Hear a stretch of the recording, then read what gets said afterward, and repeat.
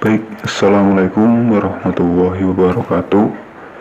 Pada kesempatan kali ini, saya ingin menjelaskan mengenai bab persoalan modernisme dan kaitannya dengan anti-humanisme. Perlu kita ketahui, pengertian modernisme sendiri secara etimologi berasal dari kata modern yang muncul dari kata modernus atau yang artinya sekarang.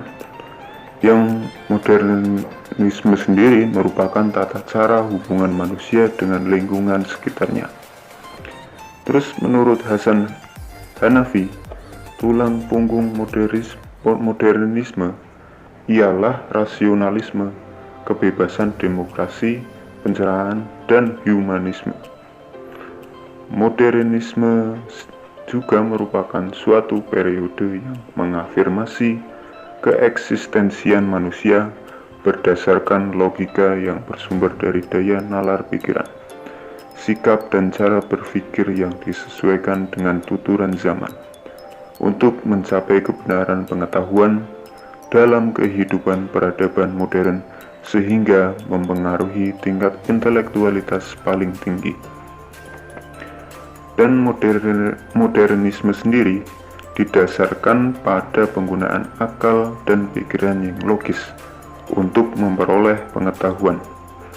Rasional manusia dianggap mampu menyelami kenyataan faktual, menemukan hukum-hukum maupun dasar-dasar esensial dan universal dari kenyataan yang bermuara pada postmodernisme.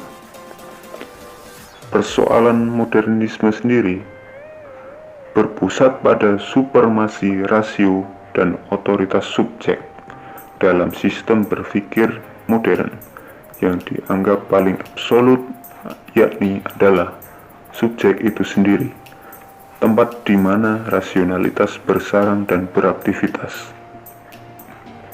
Pangkal dari segala bentuk pengobjekan dan manipulasi yang membangkitkan rezim-rezim modern dan terciptanya dekadensi moral adalah subjek dan pikiran rasional manusia yang diabsolutkan oleh kaum postmodernis yang beranggapan bahwa modernisme sendiri telah membentuk sebuah masyarakat yang homogen.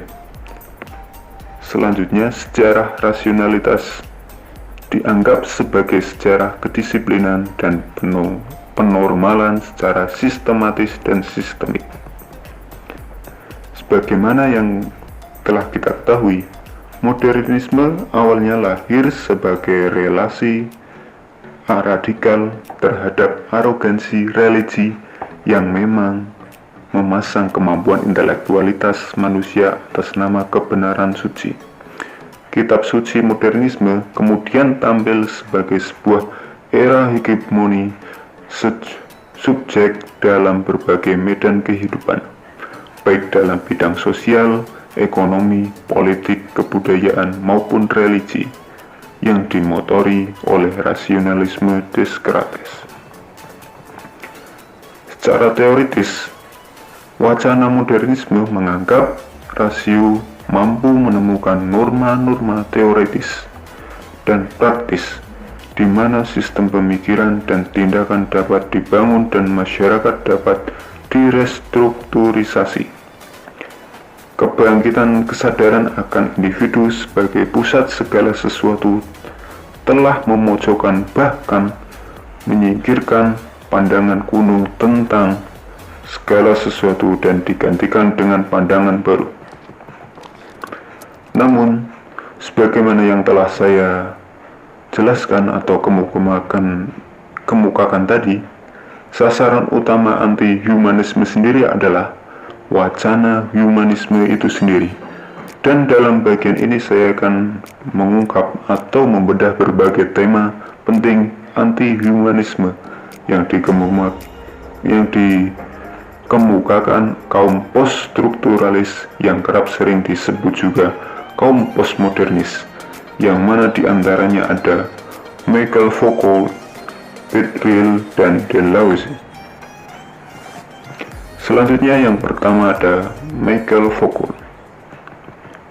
Dia menyebutkan rasio tidak bersifat universal, karena narasi-narasi besar modernisme hanyalah bentuk mistifikasi yang bersifat ideologis dan utopis dari pola berpikir barat.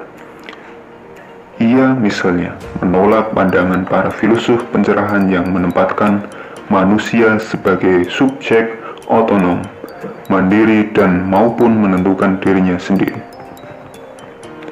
Selanjutnya yang kedua ada hyperrealitas Baudrillard. Dia beranggapan bahwa masyarakat barat dewasa ini merupakan sebuah bentuk masyarakat simulasi. Yang dimaksudkan di sini adalah sebuah masyarakat yang hidup dalam sebuah relasi antar kode, tanda, dan model yang diatur sebagai produksi dan reproduksi dalam sebuah simulakra. Terus yang ketiga, Deleuze dan schizofrenia. Analisis Deleuze terhadap kapitalisme menyebutkan bahwa kapitalisme di suatu sisi dan bentuk-bentuk eksploitasi baru, yaitu kekuasaan uang yang sebetulnya menindas hasrat individu untuk merdeka. Jadi, inti dari yang saya jelaskan di atas,